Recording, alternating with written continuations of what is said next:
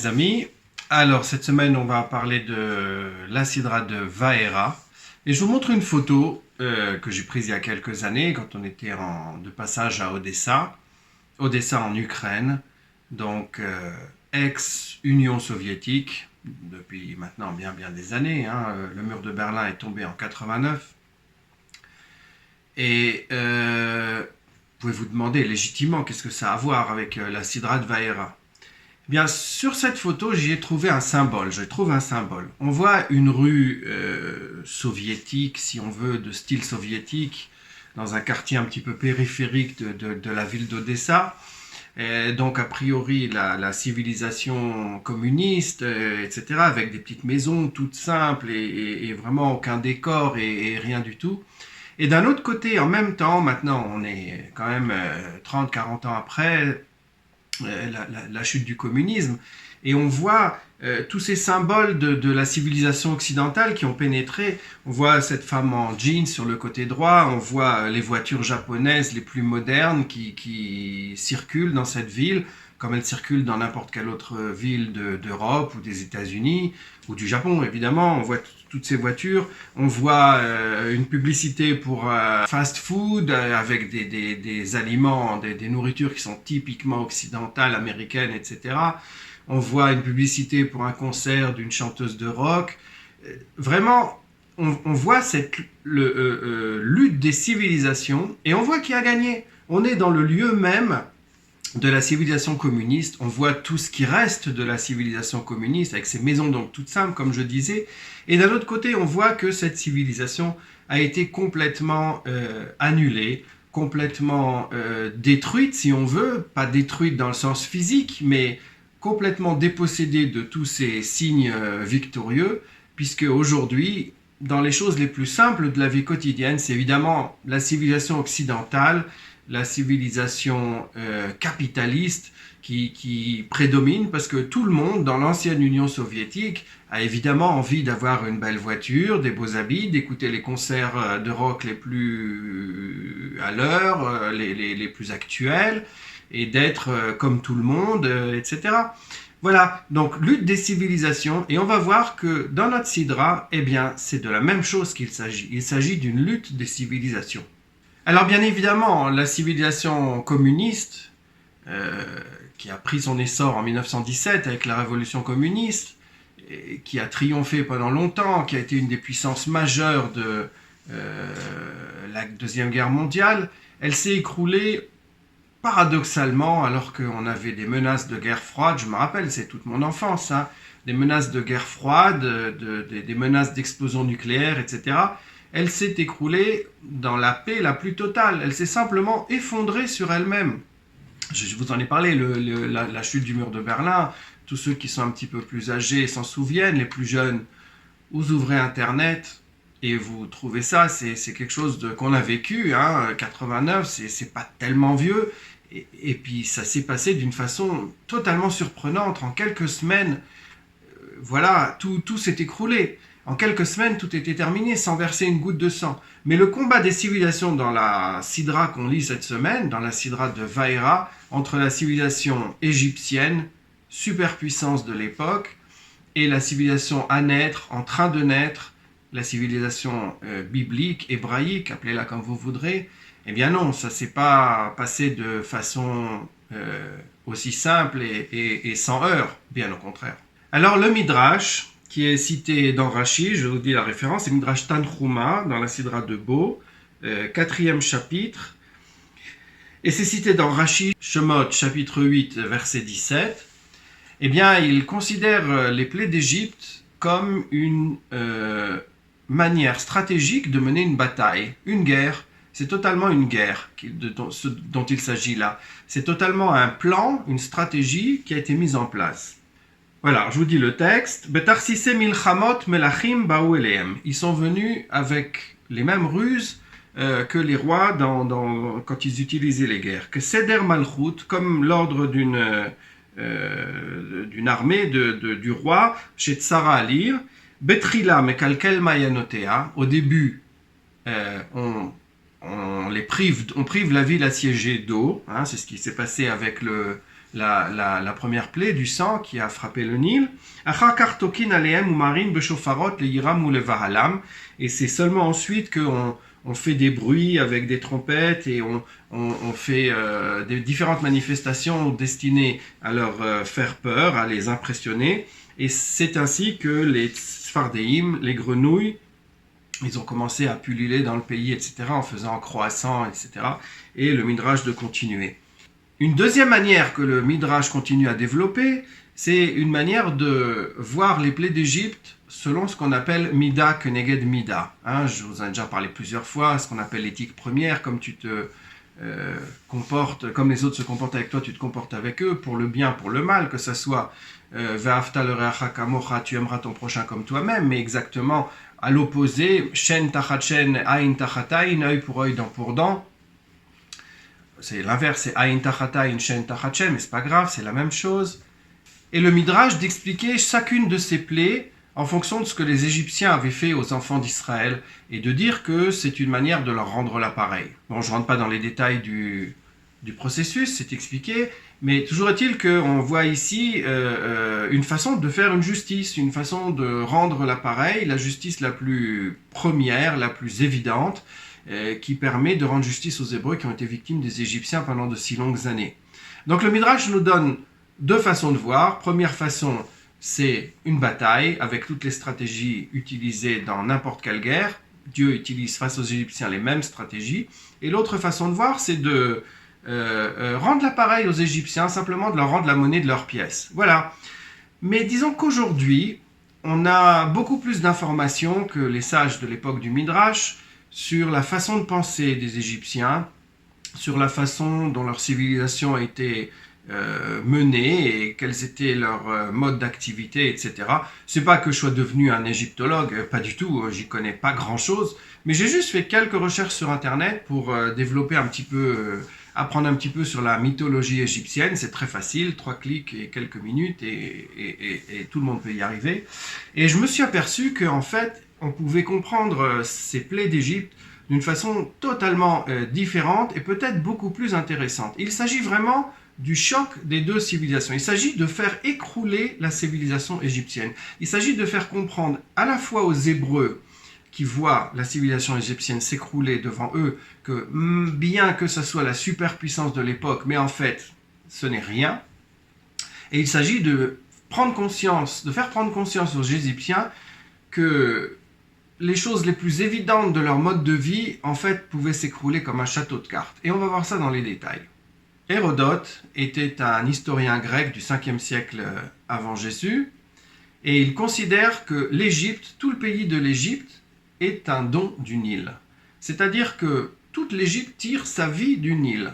C'est vrai, puisque l'Égypte, elle est traversée par le Nil de tout son long, et en fait, elle se développe autour du Nil, l'agriculture sur les 2 berges du Nil, voilà, quelques centaines de mètres, quelques kilomètres, et puis c'est tout le reste, c'est un désert. Aussi bien est-il normal que la première plaie, ça soit un combat contre ce Dieu, puisque l'Égypte tient sa vie du Nil, le Nil a été déifié, le Nil est un Dieu pour l'Égypte. Et le premier combat, c'est probablement le Dieu le plus important. Et le premier combat, c'est un combat de Dieu contre le Nil, et le Nil est frappé et il saigne. Voilà, c'est aussi simple que ça. On lui porte un coup, il est frappé, il saigne et on n'arrive pas à arrêter le saignement. Voilà, c'est terminé. L'Égypte s'est écroulée. Et effectivement, on aurait pu croire qu'il suffisait de continuer avec cette plaie le plus longtemps possible, et l'Égypte complètement assoiffée, privée d'eau, tout le monde sait très bien que personne ne peut vivre sans eau, se serait écroulé, les enfants d'Israël auraient pu quitter le pays, et voilà, l'histoire était terminée. Mais non, c'est pas ça. Pourquoi c'est pas ça ? Parce qu'il ne s'agit pas seulement de libérer des esclaves, c'est pas le combat de Spartacus, j'en ai un petit peu parlé la semaine dernière, mais non, c'est pas le combat de Spartacus qui veut faire libérer les gladiateurs, il s'agit d'aller beaucoup plus loin. Il s'agit de détruire les bases même de la civilisation égyptienne. Et pour ça, ça ne suffit pas d'avoir une victoire militaire. Effectivement, on aurait pu continuer la plaie du Nil, la plaie du sang, jusqu'au bout, jusqu'à ce que le pays d'Égypte s'écroule, mais on va beaucoup plus loin. Alors, un autre dieu égyptien, c'est le dieu Nou ou Hakat. Je ne suis pas sûr de la prononciation exacte. Toujours est-il que c'était le dieu qui avait une tête de grenouille. Et alors ces dieux-là, ils étaient considérés dans la mythologie égyptienne comme la source de la vie qui bat, qui pulse dans le corps de tout un chacun. Et c'est le source de cette vie qui tout d'un coup se développe et on perd le contrôle. C'est un petit peu comme un cancer. La source de la vie, elle explose, elle se développe et elle finit par nous manger à nous-mêmes. Voilà, la source, donc le dieu primaire a été frappé. Ensuite, la source de la vie, on en perd le contrôle et on n'est plus... on devient complètement soumis à elle et sa victime au lieu d'être son fruit et de pouvoir la respecter. On voit vraiment que tout commence à s'écrouler. Un des autres fondements de la société égyptienne et des sociétés antiques de façon générale, c'est, si vous voulez, les différences sociales. Alors, différences sociales, c'est quelque chose de marquant. Vous avez tout en bas de l'échelle sociale l'esclave, très souvent, en tout cas d'après le récit biblique, dans le cas de l'Égypte, c'était les Hébreux.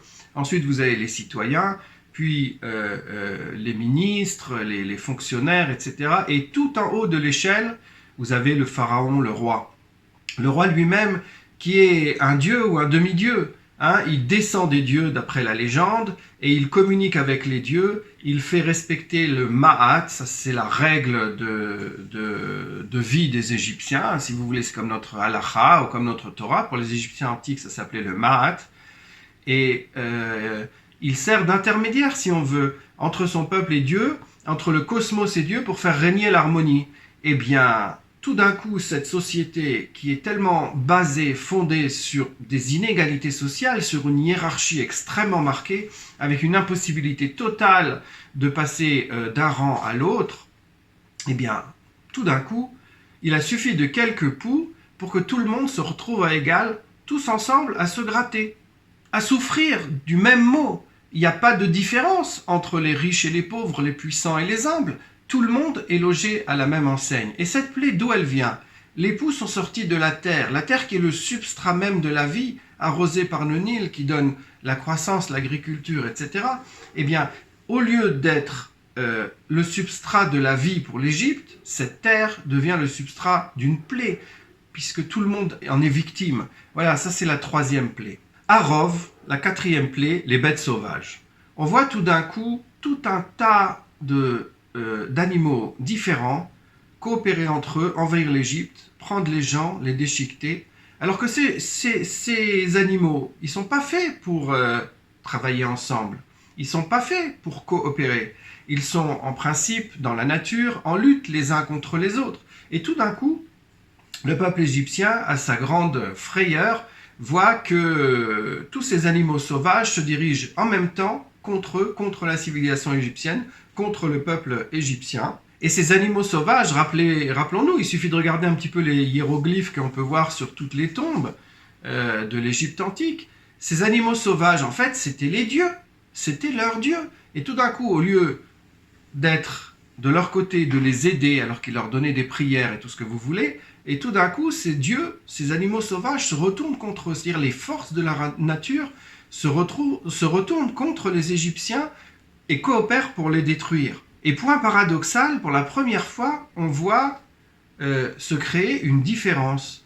On voit la société égyptienne frappée par ces animaux sauvages, alors que la société hébraïque, la société juive, c'est pas le mot qui convient, ils n'étaient pas encore juifs à cette époque-là, mais la société des enfants d'Israël est totalement épargnée. C'est une catastrophe pour la mentalité égyptienne. L'esclave, non seulement il n'est plus tout en bas de l'échelle, il n'est même pas légal, il est devenu supérieur. Lui, il est sauvé, lui, il arrive à sortir du lot et il arrive à éviter cette plaie.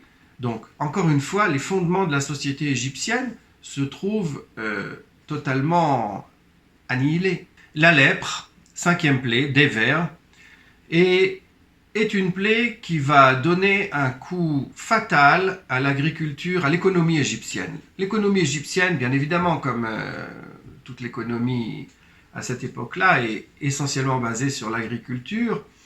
Et l'agriculture, ça se fait avec des animaux. Il faut que les animaux tirent, il faut tirer les charrues, il faut après éventuellement manger les animaux, les offrir en sacrifice aux dieux, etc. Et bien non. tous ces animaux se retrouvent tués par la lèpre. Donc la société, l'aspect économique de la société égyptienne, superpuissance de l'époque, s'écroule. Les pustules, sixième plaie, shrine. Alors là, c'est surtout, c'est une frappe morale. Hein. On se retrouve avec des plaies sur le corps, sur le visage, partout. On a l'air, comment est-ce qu'on a l'air je veux dire, notre aspect extérieur est totalement brisé. En fait, c'est même pas seulement, on est sans arrêt en train de se gratter. Et c'est même pas seulement l'aspect extérieur, mais c'est tout le corps qui est victime de ce grattage et de ces pustules. Et en fait, c'est la troisième plaie, si on réfléchit un tout petit peu, où le corps est attaqué. Hein. On a vu la plaie des bêtes sauvages, on a vu les poux, et bien voilà, donc c'est 3 fois où on voit que le corps de l'homme égyptien ou de la femme égyptienne est mis à mal. Mais dans la civilisation égyptienne, on connaît l'importance de l'intégrité du corps, ne serait-ce que de penser les efforts et les recherches qui ont été faites pour conserver le corps des puissants pour des milliers d'années, c'est-à-dire que même maintenant, on retrouve 3 à 4 000 ans après, on trouve des momies qui sont encore dans un état de conservation remarquable. Eh bien, l'atteinte à l'intégrité du corps, pour eux, c'est une catastrophe, ça les empêche de passer dans leur monde futur. Donc, encore une fois, les fondements les plus intimes, les plus puissants de la société égyptienne sont en train de s'écrouler devant les yeux ébahis des Égyptiens. La 7e plaie, c'est la grêle, barad. Et alors dans cette plaie, le verset nous dit que Esh mitlakachat betoch habarad. C'est-à-dire qu'on avait des grêlons et du feu qui brûlait à l'intérieur de ces grêlons. C'est-à-dire d'un côté l'eau et de l'autre côté le feu, a priori les opposés les plus totales. Pour obéir à l'ordre de Dieu, on coopérait, d'après la phrase que Rashi nous cite à cet endroit en commentaire sur ce verset. Oui, les forces qui sont opposées, il faut comprendre, dans la mythologie ancienne, pas seulement chez les Égyptiens, mais à mon avis dans tout le monde polythéiste, on a des forces qui dirigent le monde. Et ces forces ne sont pas synchronisées. Et on peut avoir un dieu qui représente telle force, un autre dieu qui représente une autre force. Et moi, en tant qu'homme qui vit dans n'importe quel pays de l'Antiquité, j'ai besoin, par exemple, maintenant d'avoir de la pluie. Alors, je vais prier le dieu de la pluie. Et je vais espérer que le dieu du soleil va quand même pas être trop fort parce que je voudrais qu'il y ait des nuages qui arrivent. Hein. Donc il s'agit toujours de manœuvrer entre les différentes forces. C'est-à-dire que notre vision du monde, elle regarde le monde autour de nous et on y définit les forces en présence et on essaye de manœuvrer. La fonction, elle est totalement moderne. Aujourd'hui, on fait la même chose avec des instruments technologiques. À l'époque, il n'y avait pas d'instruments technologiques, mais la façon de voir, elle est tout à fait compréhensible. On essaie de manœuvrer entre les différents effets, entre les différentes puissances, pour essayer d'en tirer le maximum qui va servir nos intérêts. Et tout d'un coup, on voit que ces dieux qui sont opposés, l'eau et le feu, ils coopèrent. C'est-à-dire que ces forces-là, qui sont a priori les antithétiques l'un de l'autre de la façon la plus totale, eh bien, ils sont prêts à se mettre au service d'une idée ou d'une puissance qui leur est largement supérieure. C'est une idée totalement nouvelle pour les Égyptiens. C'est totalement révolutionnaire. Ça fait, encore une fois, s'écrouler leur conception du monde. De plus, aussi paradoxal que ça puisse paraître, dans cette histoire de grêle, eh bien, il y a de nouveau une inégalité. Il se trouve que ce sont les faibles qui survivent. Les forts sont brisés, parce que la force de la grêle les casse, les brise, mais les roseaux qui sont fragiles, alors apishta ve'aseora nukata, donc le lin, etc., et l'orge ont été frappés parce que ce sont des tiges solides, qui aseora aviv apishta givol, parce qu'ils étaient déjà prêts, achita ve'akusemet lo nuku, mais le blé et le kusemet l'onuku n'ont pas été frappées, qui affilote ena, parce qu'elles sont faibles. Elles ont donc plié. Le fait de pouvoir plier les a préservées des dégâts de la grêle. Le dieu Nou, c'est le dieu du vent, de l'air. Et lui, il va se mettre contre les Égyptiens avec la plaie des sauterelles, Arbé, la 8e plaie. C'est un dieu avec une caractérisation masculine, et il symbolise la vitalité de la matière. Et l'esprit de ces choses qui arrivent à vivre. Et cette vitalité, il est censé la transmettre aux morts et que les morts puissent reprendre cette vitalité et ressusciter à la fin du temps quand le processus sera accompli. Et voilà qu'au lieu d'être une force vitale qui va ressusciter, cette force de ce Dieu se transforme en force de mort qui leur amène les sauterelles qui dévorent tout le pays. Les bras du Dieu chaud amènent aussi la vie. Ce sont les piliers d'air et de lumière. Et ils sont censés, dans la mythologie égyptienne, lutter contre le dieu des ténèbres Apophis, qu'il faut maintenir le plus loin possible et il ne faut surtout pas lui laisser la prééminence. Ces piliers de lumière, d'air, ils soutiennent le ciel pour que le ciel ne tombe pas. Et si le ciel tombe, c'est Apophis qui va vaincre, qui va être le plus fort, parce que la lumière disparaît et l'obscurité va régner. Et tout d'un coup, en plein jour, c'est ce qui se passe. C'est-à-dire que ce n'est pas seulement la croyance en fondamentale, dans la répétition naturelle des phénomènes. Après la nuit vient le jour et après le jour vient la nuit, mais on sait que c'est jamais définitif. On en a parlé dans la Sidra de Noach, c'était la promesse de Dieu après le déluge. Eh bien non seulement ça, mais en plus, l'obscurité règne en plein jour, donc ça c'est déjà une catastrophe en soi, mais c'est le dieu de la vie égyptienne qui est vaincu. Et là c'est encore pire pour la mentalité égyptienne, pour l'homme égyptien moyen qui voit son monde s'écrouler totalement. La dernière plaie, donc les deux dernières plaies sont dans la Sidra la semaine prochaine, je vous en parle déjà maintenant parce que on va garder les 10 plaies ensemble, pour la compréhension c'est plus simple et c'est le même sujet. La dernière plaie, Makat Bechorot, la mort des premiers-nés. Alors là, c'est l'écroulement. Parce que qu'est-ce que c'est une civilisation sans héritier? Le premier-né, c'est l'héritier, c'est la force de la continuité. Et le premier-né qui disparaît, c'est-à-dire que c'est la civilisation même qui va s'écrouler. Donc on peut voir, si on étudie un tout petit peu la chose, que ces plaies ne sont pas anodines, mais bien au contraire, elles viennent totalement lutter contre la civilisation égyptienne et point après point, plaie après plaie, elles viennent les mettre à bas et les vaincre avec une conception nouvelle. Cette conception nouvelle, on ne la connaît pas encore. Elle va être développée, on a déjà vu des prémices, on a un petit peu commencé, on a parlé de Bereshit, on a vu beaucoup de choses dans Bereshit, mais c'est seulement maintenant qu'on va rentrer vraiment dans les détails. Pour l'instant, on n'a eu que 2 allusions. La première allusion qu'on a eue sur cette conception, c'est l'histoire de Moshe qu'on a vu la semaine dernière, donc avec l'Égyptien qui tenait un bâton et qui frappait l'hébreu, et Moshe, il n'a pas vu un Égyptien et un hébreu, mais il a vu 2 hommes, et il a dit pourquoi il y en a un qui doit frapper l'autre, c'est ce dont on a parlé la semaine dernière. Donc, la conception de l'égalité qui veut que la société ne doit pas être une société hiérarchique, structurée de façon tellement stricte comme l'est la société égyptienne, mais au contraire, on va fonder une société dans laquelle chacun pourra avoir sa place d'une façon honnête et respectueuse. Le deuxième indice qu'on peut déjà voir, c'est ce que je viens un petit peu de parler avec le détail de ces 10 plaies, c'est de se dire que oui, le monde n'est pas seulement un amas de forces incohérentes et qu'il s'agit de manœuvrer entre ces forces, mais qu'une idée, que quelque chose de plus fort que simplement l'ensemble des forces physiques contre lesquelles il s'agirait de manœuvrer en utilisant l'une contre l'autre, etc., il y a quelque chose qui est supérieur à cet ensemble des forces physiques, quelque chose qui peut dominer, et c'est ce quelque chose qu'on va voir dans les semaines prochaines et jusqu'à la fin de la Torah. Bien sûr, on va rentrer dans les détails bien plus avant. Alors souvent, on pose la question de savoir est-ce que la sortie d'Égypte a vraiment eu lieu, est-ce que les 10 plaies ont vraiment eu lieu, historiquement, est-ce que c'est important, c'est pas important. Je sais pas si ça a eu lieu ou pas.